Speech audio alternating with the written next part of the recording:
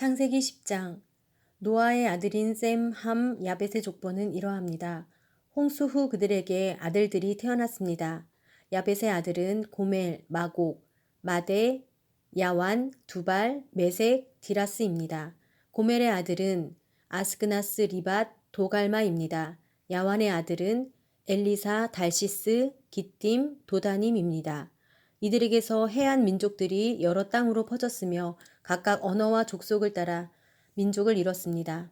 함의 아들은 구스, 미스라임, 붓, 가나안입니다. 구스의 아들은 스바, 하윌라, 삽다, 라아마, 삽드가입니다. 라아마의 아들은 스바와 드단입니다. 구스는 또 리므롯을 낳았는데 리므롯은 땅의 첫 용사였습니다.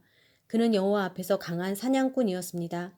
리므롯처럼 여호와 앞에 강한 사냥꾼이라는 말도 이 때문에 생겨났습니다.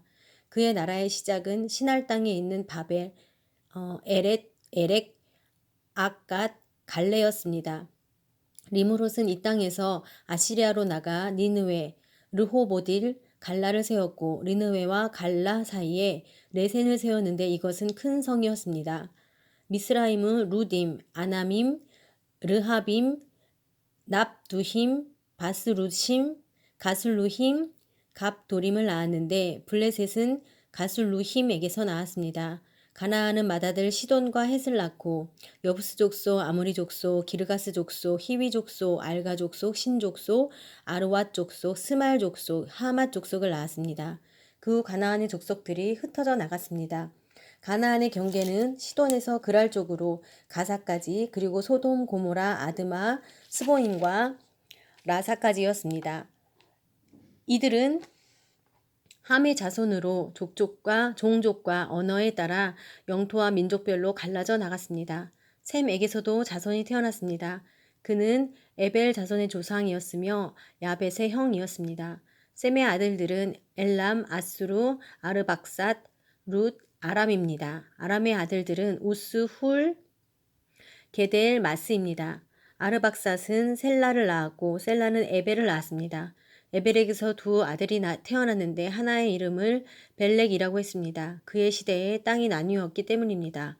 그의 동생 이름은 욕단이었습니다. 욕단은 알모닷, 셀렙, 하살마웻, 예라, 하도람, 우살, 디글라, 오발, 아비마엘, 스바, 오빌, 하윌라, 요밥을 낳았습니다. 이들은 모두 욕단의 아들들입니다.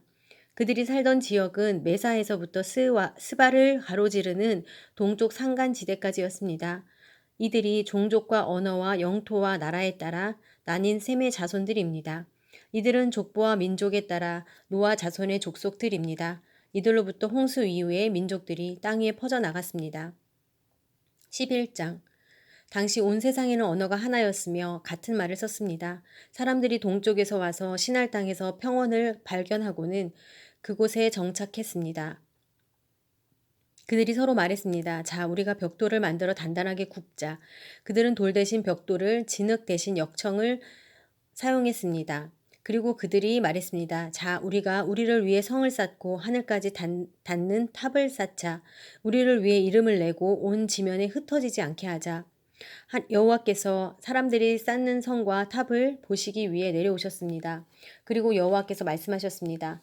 저들이 한 민족으로서 모두 한 언어로 말하고 있어 이런 짓을 벌이기 시작했다. 그러니 이제 그들이 하고자 꾸미는 일이라면 못할 게 없을 것이다. 자, 우리가 내려가서 그들에게 그들의 언어를 혼란하게 해 서로 알아듣지 못하게 하자. 그리하여 여호와께서는 그들을 그곳에서부터 온 땅에 흩어버리셨습니다. 그들은 성 쌓는 것을 그쳤습니다. 그래서 그곳 이름이 바벨이라 불리는 것입니다. 그곳에서 여호와께서 온 세상의 언어를 혼란하게 하셨기 때문입니다. 그곳에서 여호와께서 그들을 온 땅에 흩으셨습니다. 셈의 족보는 이러합니다. 셈은 홍수 후 2년 뒤인 100세에 아르박삿을 낳았습니다. 셈은 아르박삿을 낳은 후 500년을 더 살면서 다른 자녀들을 낳았습니다. 아르박삿은 35세에 셀라를 낳았고 셀라를 낳은 후 403년을 더 살면서 다른 자녀들을 낳았습니다.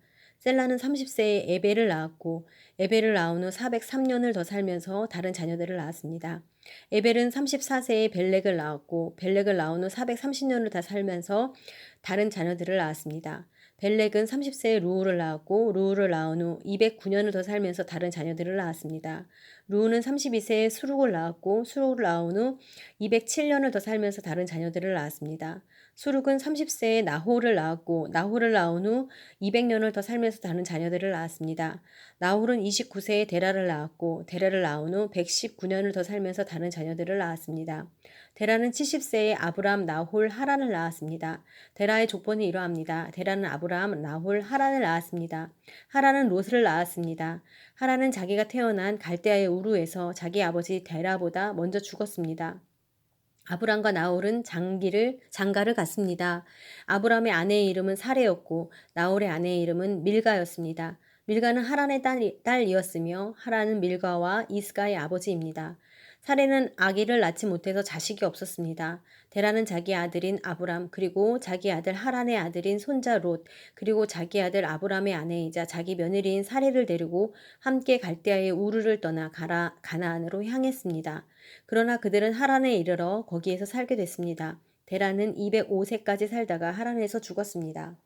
12장 여호와께서 아브라함에게 말씀하셨습니다. 네 고향, 네 친척, 네 아버지의 집을 떠나 내가 네게 보여주는 땅으로 가거라.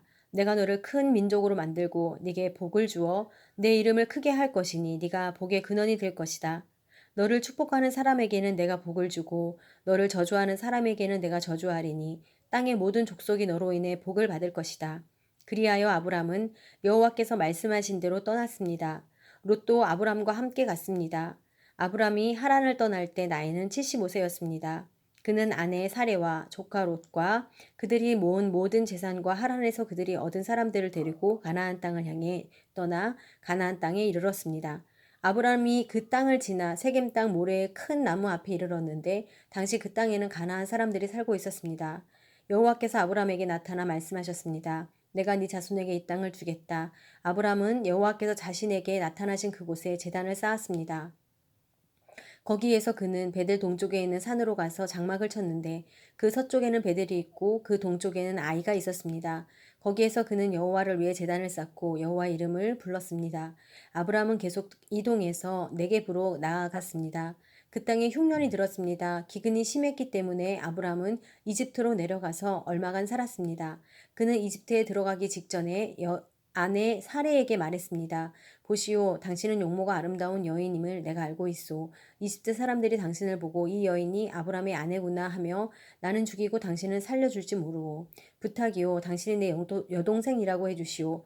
그러면 당신으로 인해 그들이 나를 잘 대접할 것이고 당신 덕에 내가 살게 될 것이오. 아브람이 이집트에 들어갔을 때 이집트 사람들이 사례를 보았는데 그녀는 매우 아름다웠습니다.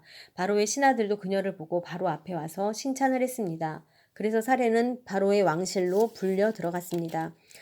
바로는 사례 때문에 아브람을 잘 대접해 주었습니다. 그래서 아브람은 양, 소, 암수, 나귀, 남녀 하인들, 낙타를 얻었습니다. 그러나 여호와께서는 아브람의 아내 사레의 일로 인해 바로와 그의 집안에 큰 재앙을 내리셨습니다. 그러자 바로가 아브람을 불러 말했습니다. 네가 어떻게 내게 이럴 수 있느냐? 그녀가 네 아내라고 왜 말하지 않았느냐? 왜 너는 그녀가 네 여동생이라고 말해서 내가 그녀를 아내로 얻게 했느냐? 자, 네 아내가 여기 있다. 어서 데리고 가거라. 그리고 바로는 자기 신하들에게 명령해 아브람이 그의 아내와 그의 모든 소유물을 갖고 떠나게 했습니다.